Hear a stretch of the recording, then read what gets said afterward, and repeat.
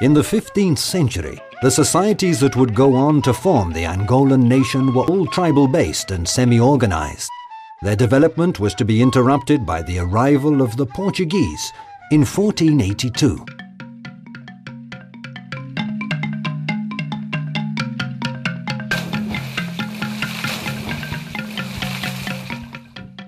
Throughout the entire 18th and 19th centuries, Portuguese influence in Angola was limited to a few seaports and the occasional prison in the interior.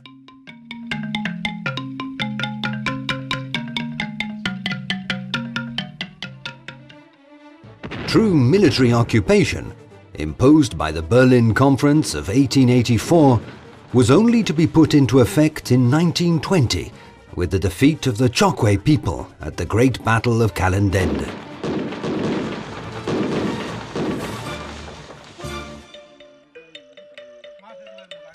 Resistance to Portuguese colonialism became a single struggle. Oppression, discomfort and discrimination brought everyone together against a common enemy. Modern nationalism was born. In 1956, the MPLA was founded, the Movimento Popular de Libertação de Angola, or People's Movement for the Liberation of Angola, to be followed later by other nationalist groups. In 1961, when all hope of brokering independence from Portugal had faded, war broke out.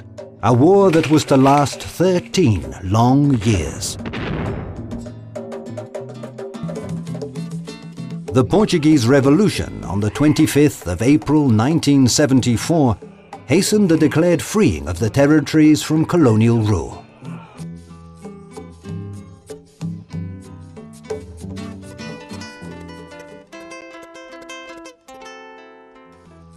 In spite of the war, which was to continue for many years more, President Antonio Agostinho Neto proclaimed the independence of Angola to Africa and the world on the 11th of November 1975.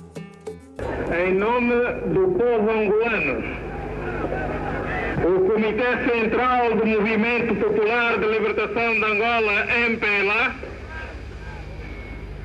proclama solenemente perante a África e o mundo a independência de Angola.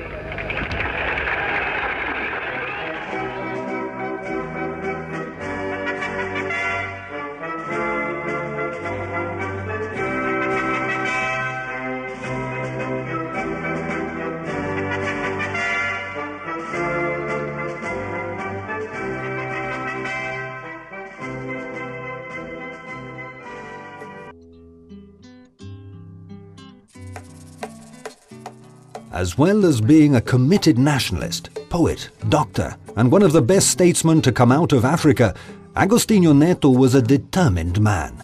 In the face of widespread skepticism, he embarked on the journey in the certainty of victory. O mais importante é a luta. But Neto died shortly after.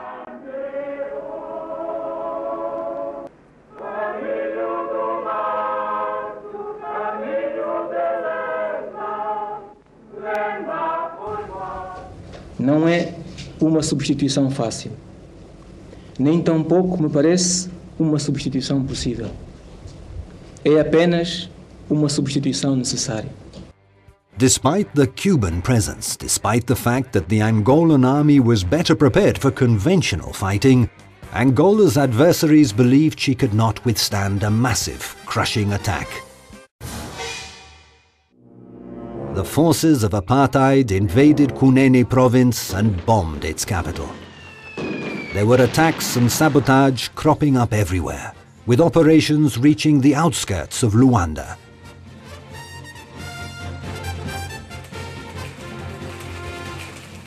Under the leadership of José Eduardo dos Santos, the FAPLA and the people resisted. In addition to tried and tested land forces, Angola now had the best and fastest aviation. The defenders of apartheid began to falter. It was their own children dying or being maimed.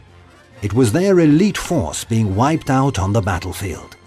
The strategies of the heroes of Cuito, Cuanaval marked a turning point in African history.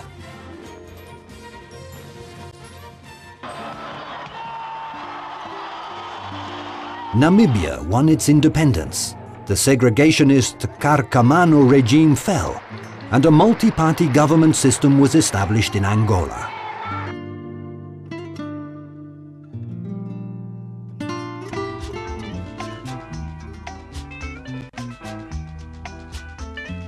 "16 years after independence, the first free and fair elections were held.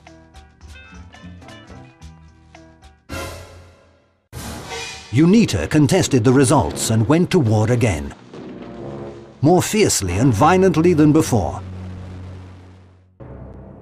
Bridges were destroyed, cities razed to the ground. Many thousands died.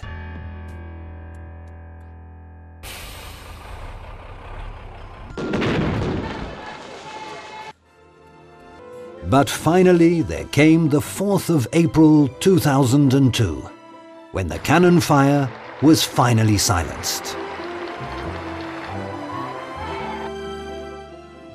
Today, the Angolan people live in peace, demonstrating their maturity in the way they have mutually accepted living together as brothers, with no problems or conflicts between those who were once sworn enemies.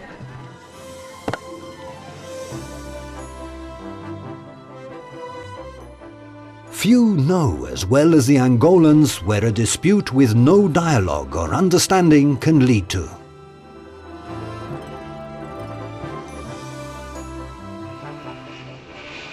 No one could be better equipped to advise on and propose with intelligence and discernment the paths to stability and peace than a leader who was able to take on Angola in such a desperate situation.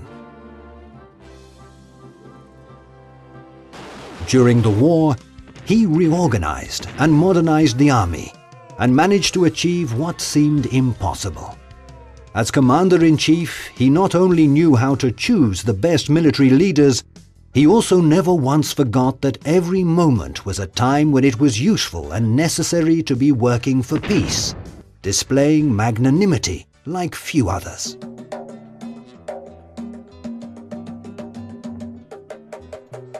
This man is José Eduardo dos Santos, dubbed Zedu, the architect of peace. Muito obrigado por esse apoio. From his hand came not only the solid edifice of a real and lasting peace, but also the blueprints for a multi-party democracy that would allow for a